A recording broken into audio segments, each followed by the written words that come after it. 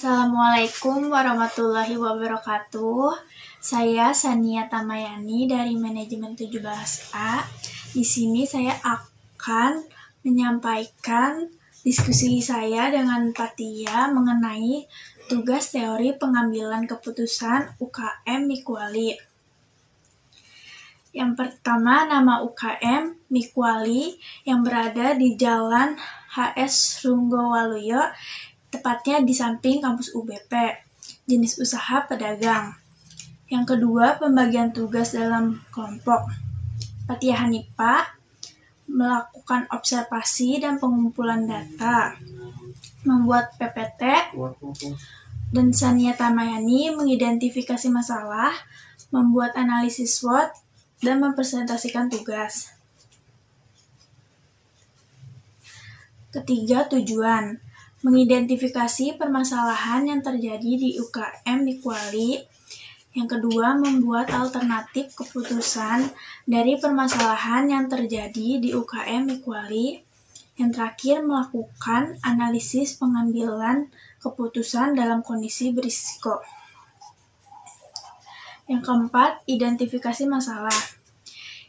Keadaan food 88 kuliner yang sepi mengakibatkan turunnya pendapatan yang diperoleh para penjualnya, sedangkan para penjual harus tetap membayar sewa tempat. Kurangnya inovasi dalam hal produk menjadi salah satu permasalahan di UKM tersebut yang mengakibatkan konsumen merasa bosan akan produk dan butuh sedikit pembaruan agar konsumen tidak cepat bosan. Faktor lingkungan. Saat ini masyarakat Indonesia tengah dilanda pandemi virus corona COVID-19 yang mana mengakibatkan tidak adanya perkuliahan juga menjadi penyebab UKM tersebut sepi pembeli karena tidak ada mahasiswa yang melakukan aktivitas di kampus dan melakukan aktivitas di rumah. 5. Pengumpulan dan analisis data. Masalah yang akan diselesaikan kompetensi SEP atau karyawan karena dengan adanya keahlian SEP yang kompeten dan juga gesit dalam membuat produk, diharapkan kualitas produk meningkat dan diharapkan konsumen akan puas dengan produk yang ada serta dalam semakin percaya dengan produk ini. Tujuan pengambilan keputusan memperoleh SEP yang kompeten sehingga diharapkan kualitas makanan menjadi lebih baik, dapat menarik konsumen, serta mengefisiensikan waktu yang diperlukan dalam pengolahan produk. Kategori termasuk pada kebutuhan yang tidak terprogram karena belum pernah dilakukan sebelumnya. Data yang terkumpul, uji coba calon SEP pada keadaan ramai, jumlah makanan yang terjual 2 kali lipat, yaitu dari 50 porsi menjadi 100 porsi, sedangkan pada keadaan sepi 25 porsi. Uji coba pada SEP yang dilatih pada keadaan ramai, jumlah makanan yang terjual 120 porsi, dalam keadaan sepi 60 porsi. Uji coba gabungan pada keadaan ramai, jumlah makanan terjual sebanyak 150 porsi, pada keadaan sepi 50 porsi.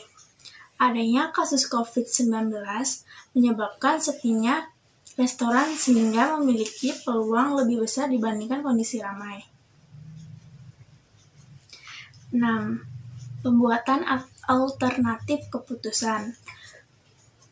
Kompetensi SEP yang rendah akan menyebabkan kualitas makanan yang buruk dan akan menyebabkan lamanya proses pembuatan produk, sehingga berdampak pada rendahnya volume penjualan.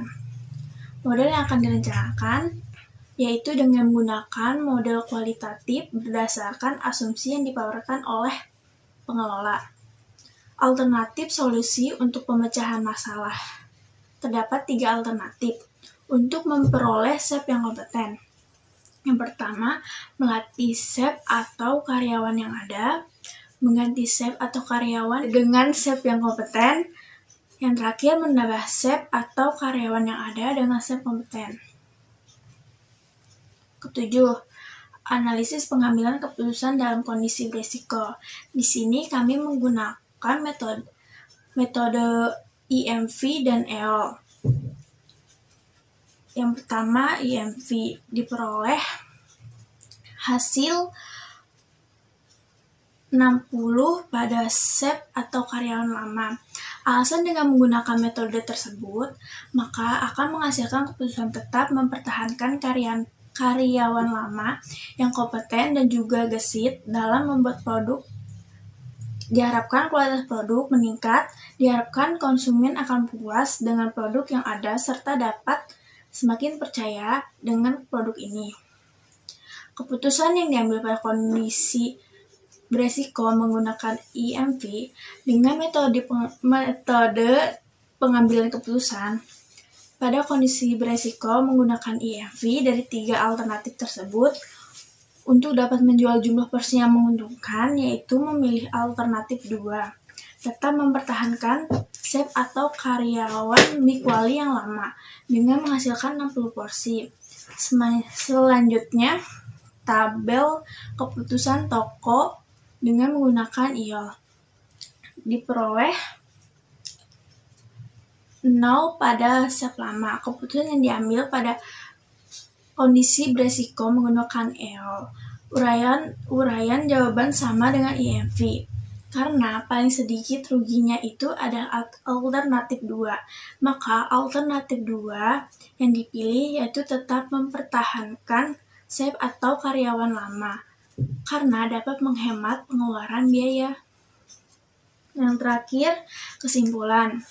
Identifikasi masalah yang terdapat pada Mi-Kuali yaitu tentang kinerja SEP baru dan SEP lama dalam kecepatan melayani pelanggan, dan juga permasalahan lainnya yaitu kondisi pasar yang sedang terdampak pandemi COVID-19 yang membuat para mahasiswa dan masyarakat sekitar mengurangi aktivitas di luar rumah. Hal ini menyebabkan turunnya pendapatan penjualan di sana. Sekian yang dapat saya sampaikan. Mohon maaf apabila banyak kesalahan dan kekurangan.